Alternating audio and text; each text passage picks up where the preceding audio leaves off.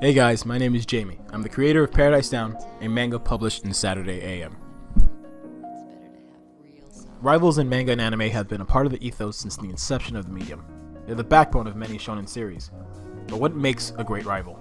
Let's dive in. I'll be drawing Todoroki throughout this video to keep you guys visually engaged, but if there's any future characters you'd like me to draw, leave a comment down below. I think the first thing to do is we need to understand what makes a great rival.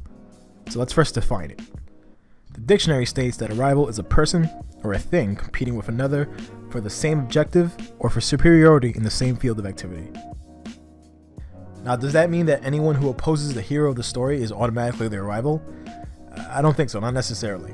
I think a good rival and rivalry, though they may take many shapes and forms, can be surmised in these three words: contrast, cultivation, and challenge. A good rival is someone who tests not only the power, but the very ideology of the main character. They must always push the main character to do something, and vice versa. A good example of this is brilliantly shown in the fight between Naruto versus Neji. There's an overarching ideology of hard work versus genius, to defy destiny or to be bound to it. The characters up to this point in the story not only embody these traits, but the worldviews themselves. There's already an initial contrast built in right there in the narrative. Bound by servitude to the main branch of the Hyuga clan and a life-threatening seal, Neji, despite all of his talents, resigns himself to destiny, believing that his luck in life had left his fate predetermined. This is in direct contrast to Naruto, who, despite bearing the seal that locks away the Nine Tails and his outcast status within the Leaf Village, aims to become Hokage, the highest respected position within it. This even bleeds into their fighting styles. While Naruto is reactionary and reckless, Neji is cold and calculating, and ultimately it's this very difference in their personality that seals the fight in Naruto's favor.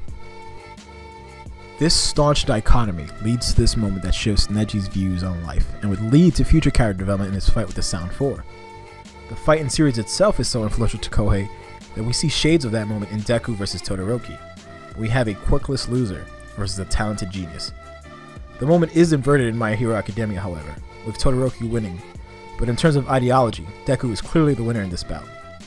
It causes the young hero to change his views of not only what it means to be a hero, but the power and responsibility that comes with it.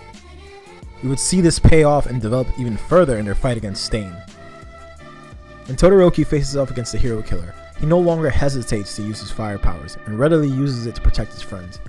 His idea of being a hero had shifted from being one forced onto him by his father, a fate that he had of no choosing, to one that he would bring into fruition in his own way. This progress, this cultivation of character and skill would not be possible without the initial contrast between himself and Deku.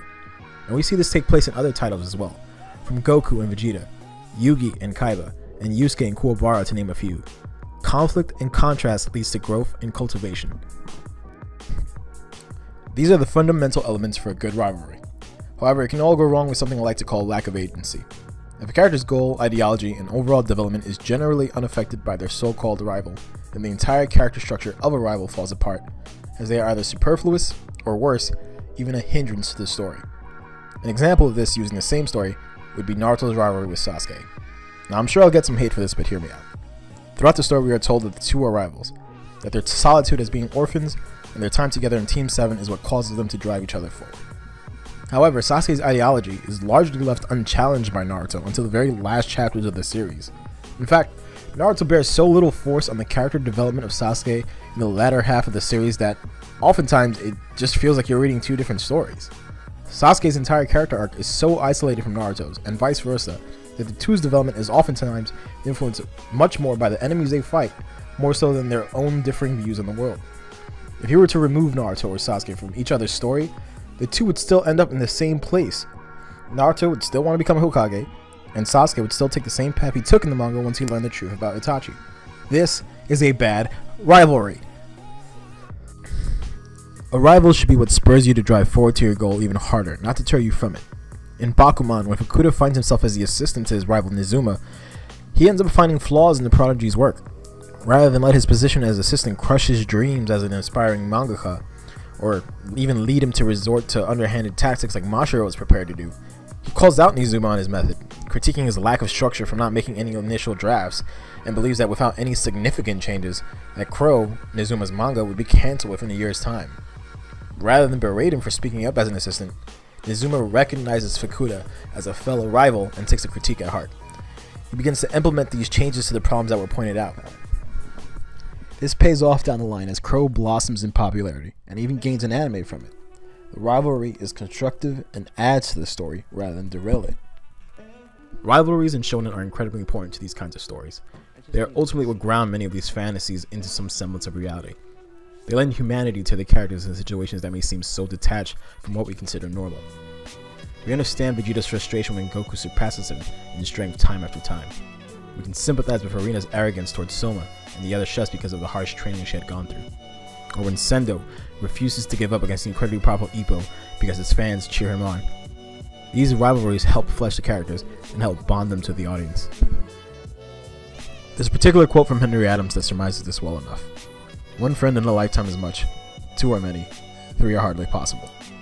Friendship needs a certain parallelism of life, a community of thought, a rivalry of aim. What do you think makes a great rivalry? I'd love to hear what you think. Until then, I'll be here waiting. Thank you for watching.